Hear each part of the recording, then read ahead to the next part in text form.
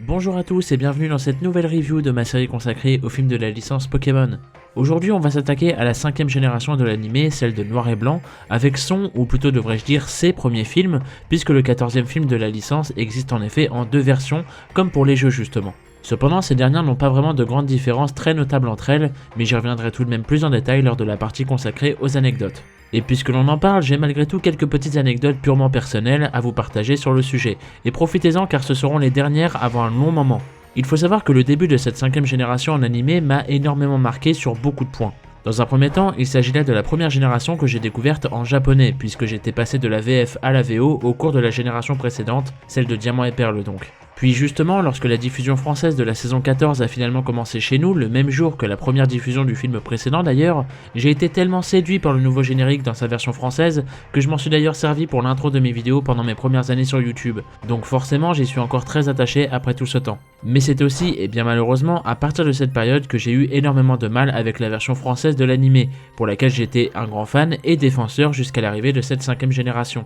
Car c'est au cours des saisons 12 et 13 que la VF aura subi quelques changements plutôt mineurs mais qui deviendront majeurs à partir de la saison 14 et donc l'arrivée de la génération de Noir et Blanc. Ainsi, autant au niveau des textes qu'au niveau des voix, la VF s'en trouvera impactée au point où à titre purement personnel, entendre les trois mêmes doubleurs doubler tous les nombreux nouveaux Pokémon tous de la même manière, eh bien ça brise complètement mon immersion et je n'entends plus que ça partout, tout le temps, et c'est extrêmement irritant à mon sens.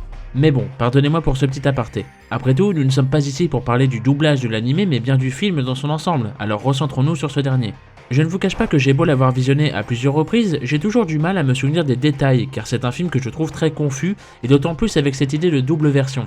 D'ailleurs pour celui-ci, je vais ainsi devoir aborder ces deux versions au sein de cette même vidéo, ce qui est mine de rien un nouvel exercice pour ma part, et j'espère que le résultat en sera satisfaisant de votre côté. Ceci étant dit, rentrons sans plus tarder dans le vif du sujet. Pour commencer, je pense qu'il est important de revenir sur la conception même du film, ce qui aura ainsi causé cette dualité. Car après tout, j'imagine que vous vous êtes déjà tous demandé pourquoi avoir créé une double version de ce film. Et bien sûr, j'imagine que vous vous êtes tous déjà dit que ce n'était certainement qu'une stratégie purement commerciale dans le but de se faire 2 fois plus d'argent. Et dans un sens, ce n'est pas complètement faux, même s'il faut bien se rendre compte, et cela même en combinant les deux versions de ce film, que ce dernier s'est beaucoup moins bien vendu que ses prédécesseurs lors de sa sortie japonaise. Et mine de rien, c'était un constat assez prévisible quand on y réfléchit bien, vu le peu de différences majeures entre ces deux versions. Mais alors pourquoi avoir pris une telle décision ? On pourrait également penser qu'il s'agit là d'un hommage aux jeux de la licence principale qui sortent à chaque fois en tant que duo depuis le tout début, car après tout dans ces derniers également il y a toujours la même histoire, mais chaque version propose sa variante, que ce soit dans les lieux, les personnages, les événements, ou bien encore les Pokémon tout simplement. Et dans cette optique, la volonté de ce film était certainement de reprendre l'idée même des jeux par l'intermédiaire d'une double version, permettant ainsi et surtout de combiner les notions du yin et du yang, ainsi que les notions du réalisme et de l'idéalisme, tous deux véhiculés et représentés par les jeux de la 5ème génération, mais surtout par les Pokémon phares de ces derniers, à savoir Reshiram et Zekrom. Ainsi, et même si philosophiquement parlant, ces deux thématiques semblent incompatibles entre elles, c'est au spectateur de se faire son propre choix en fonction de la version du film qu'il préfère. Et c'est mine de rien un procédé plutôt amusant je trouve, en plus d'être assez original, tout simplement car ce sont des thématiques plutôt complexes à aborder pour un public plutôt jeune, représentant pourtant la cible principale de l'anime. D'ailleurs, il est plutôt ironique de noter le fait que malgré le schéma conçu pour les opposer, les deux versions du film se combinent parfaitement pour justement mieux se rejoindre.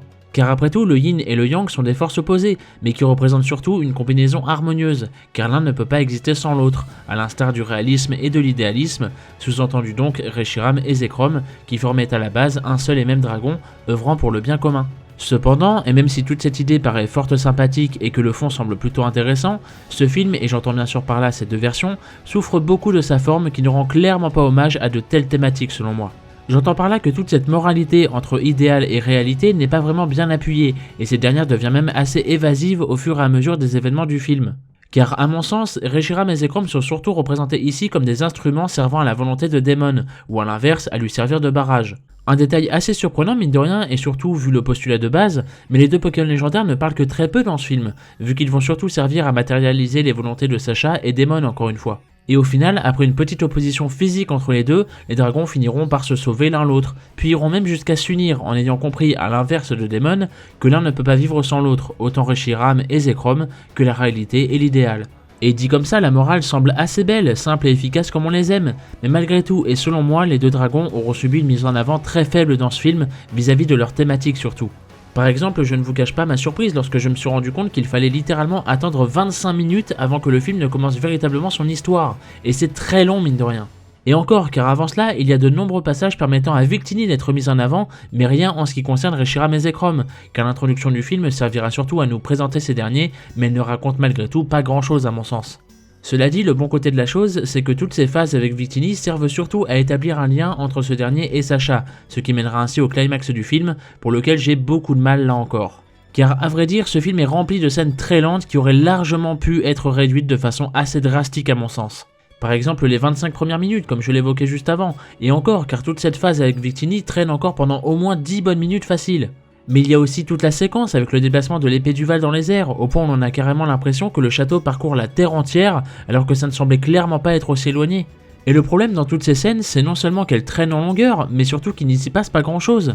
Et c'est justement à cause de cela que l'on ressent une telle lenteur dans ce film, et c'est franchement dommage. Mais pour revenir au climax du film donc, je trouve ce dernier tellement absurde. Donc le château a accumulé tellement d'énergie qu'il finit par s'envoler jusque dans la stratosphère, et tout cela dans le seul but de nous offrir une nouvelle scène durant laquelle Sacha est proche de la mort, histoire de faire dans l'originalité. De plus, les deux dragons légendaires sont complètement inutiles durant tout ce temps, et Victini de son côté attend bien que Sacha rende son dernier souffle avant de vraiment déployer ses pouvoirs pour ainsi le sauver, histoire de bien faire traîner ce climax une bonne fois pour toutes, parce qu'après tout, on n'est plus à ça près, n'est-ce pas ? Bref, vous l'aurez compris, tout cela n'a pas beaucoup de sens, mais on peut tout de même noter l'acting d'Aurélien Ringelheim, à savoir le doubleur de Sacha donc, qui était vraiment excellent sur cette séquence pour le coup. Et pour finir, penchons-nous plus en détail sur le responsable de tout ce bordel, celui qui joue le rôle d'antagoniste ici, à savoir Daemon. Vous savez, au premier abord, j'aime bien l'idée de son personnage. Lui qui possède un tel désir que celui-ci finira par atteindre les dragons qui vont ainsi se rallier à sa cause, c'est une idée plutôt intéressante. Par contre, il est certes bien dommage de se rendre compte de l'idiotie du personnage et de sa fermeture d'esprit, au point où celui-ci s'attaquera carrément à son peuple, mais surtout à sa propre mère, alors que c'était soi-disant son souhait à elle qu'il voulait réaliser. Et je suis désolé, mais rien que pour ça, le personnage est un échec. Je veux dire, on en a déjà eu des antagonistes qui étaient complètement ridicules, mauvais, voire même idiots, mais à ce point-là, c'est quand même très fort. Au final, on retiendra donc de Daemon qu'il est un personnage qui semble perdu et qui s'avère être incohérent envers lui-même lorsque l'on compare ses propos avec ses actes. Et c'est bien dommage, en tout cas à mon sens.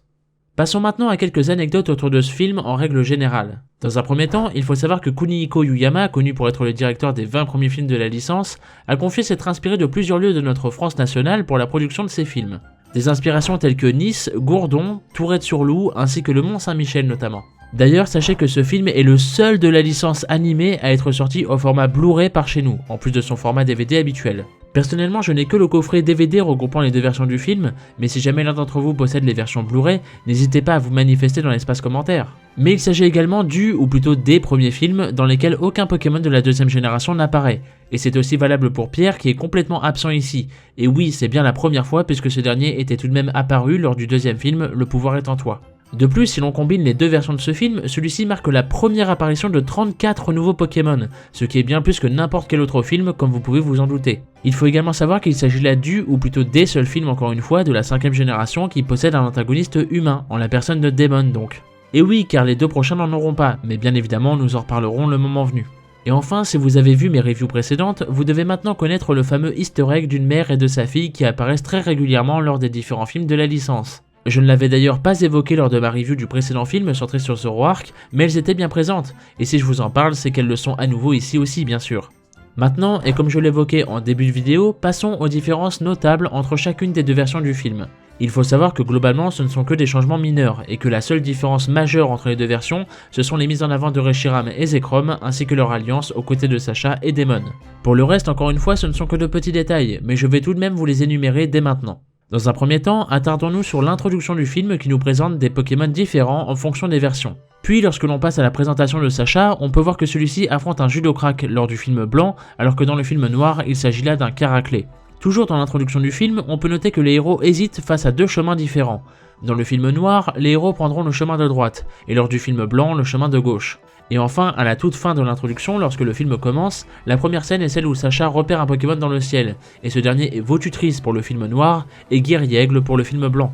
Maintenant, penchons-nous du côté de Daemon, car celui-ci possédera soit un Cinderella dans le film noir, soit un Symbiose dans le film blanc. De plus, son parcours aussi diffère selon la version, car dans le film blanc, Daemon traverse un désert, celui-ci étant peuplé par des Frisons ainsi que des Zeblitz, alors que dans le film noir, Daemon parcourt une sorte de banquise, cette dernière regroupant des Mastoufs ainsi que des Polagriffes. Concernant le reste, je pense que vous le savez tous pour ce point précis, mais lors du film blanc, le trioxydre de Carlita est chromatique, tandis que le golémastoc de sa mère est de couleur tout à fait normale. Alors que dans le film noir, c'est l'exact inverse, à savoir que c'est golémastoc qui est chromatique et le trioxydre de Carlita possède ses couleurs de base. Mais ce n'est pas tout, car de nombreuses scènes sont adaptées de manière différente entre les deux versions du film. Par exemple, la scène durant laquelle Daemon parle à Maurice aux ruines du royaume du Val se déroule en pleine journée lors du film blanc, mais en pleine nuit durant le film noir. Mais sachez qu'il y a également les musiques qui diffèrent d'une version à une autre, et cela est tout simplement dû au fait que chaque version du film a eu son propre compositeur. Et pour rester dans le thème de la musique, il faut savoir que les génériques de fin aussi sont différents. En effet, chacun possède sa propre version, ce qui est vraiment génial comme détail à mon sens. D'ailleurs, je serais personnellement curieux de savoir quelle est votre version préférée entre les deux. Et puisque l'on parle des génériques de fin justement, sachez que dans celui du film blanc, Boreas provoque de fortes bourrasques de vent sur le chemin des héros, alors que dans le générique de fin du film noir, c'est Fulguris qui créera un orage que les héros traverseront. Et enfin, selon vous, l'un de ces films est-il considéré comme étant canon ? Déjà, si on devrait choisir l'un des deux, on pourrait très bien envisager, au vu de l'anime principal, que le film noir serait la version parmi les deux qui pourrait être considérée comme étant canon. Tout simplement car Zekrom étant déjà apparu au tout début de la saison 14, il ne peut donc pas être endormi sous la forme du galet noir au moment du film blanc, ce qui éliminerait d'office ce dernier. Cependant, soyons francs, non seulement il serait tout bonnement ridicule d'avoir une version du film canon mais pas l'autre, mais surtout lorsque les héros rencontrent le personnage de N lors de la saison 16, Iris dit qu'elle aimerait pouvoir rencontrer Reshiram un jour. Ce qui signifie donc qu'elle ne l'a pas du tout rencontré, et ce malgré les deux versions de ce film. Vous l'aurez donc compris, ce film n'est tout simplement pas considéré comme étant canon.